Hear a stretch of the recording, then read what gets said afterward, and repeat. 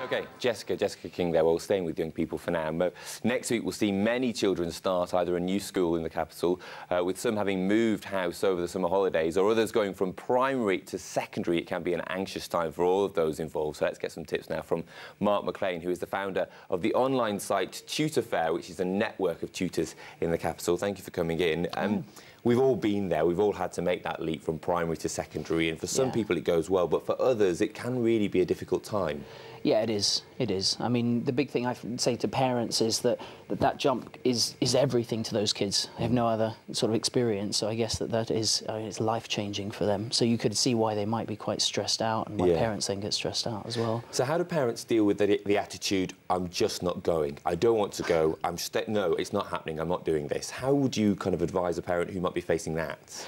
I mean, for me, there's to tutoring and actually dealing with any kids, there's a kind of a practical side and an emotional side, and I guess this is the good example of the emotional side, and that is that, you know, you have to, I think the best thing to do is work out exactly why they don't want to go. When you actually start talking to them and getting to the heart of what it is that they're actually worried about. I mean, very often kids are actually really worried about not knowing where to go, whether the teachers will like them, and it's quite a scary thing. So if you can actually talk to them about it and empathise with them, you'll find that they actually start to change their, most will start to change their kind of opinions, and they will be much more likely to listen to your positive affirmation or positive things. I guess if you also explain to them that probably, you know, the other 30 children in that class are feeling exactly the same, you're not going to be the only one that's terrified, it will be okay. That must help as well. Yeah, I mean, I'll say to students very often, if they really are nervous about going to a new school, exactly that. The other kids are feeling overwhelmed, probably. They don't know where to go, so ask teachers.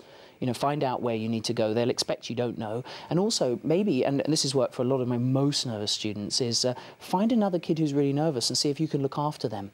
And actually, it's funny, because then it allows the kid to start thinking, well, I've got to...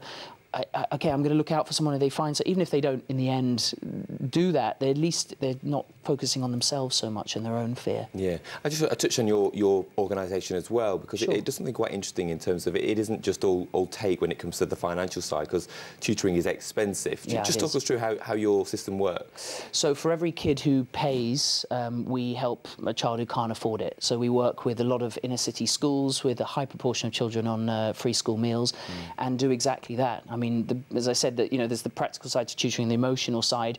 In fact, actually, I find that the emotional side can be much more powerful. And if you can go in, and even in a couple of sessions with a child in a school, you can actually turn their whole school career around. And I think that shouldn't be just reserved for the people who can afford it. It should be for everyone. Yeah, and just a word for the parents as well, because many of them will be just as much a wreck, won't they, this week? Certainly those of the young children who are perhaps going to primary school for the first time. How do you kind of deal with those parents who are probably just as upset? I think actually the parents sharing their concerns and worries with the kids is actually one of the best things they can do. You know, sharing their own stories of, you know, when I went to school, this was really hard. And I think it gives the child a chance to see, well, OK, mummy or daddy was nervous, but they survived. And I think that can be pretty helpful. I think when parents are very nervous, very often what they're doing is taking on the feelings of the child. So it's good if they can communicate about that. They can make both their lives a lot easier. Indeed. OK, Mark Maclaine, thank you for joining us. And I imagine many parents are just relieved it's all over, aren't they, and that their kids are going back to school. Right, you're watching London Live News. Still to come on the show.